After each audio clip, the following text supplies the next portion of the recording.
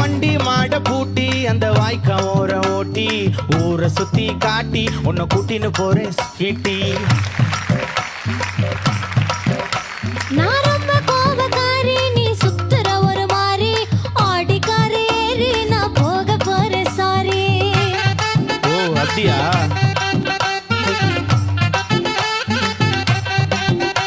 நான் வைக்க மாட்டேன் தாடி, நீ வேணா எனக்கு போடி. இந்த மாமாவை தான் தேடி உன் தங்கச்சி வர ஓடி.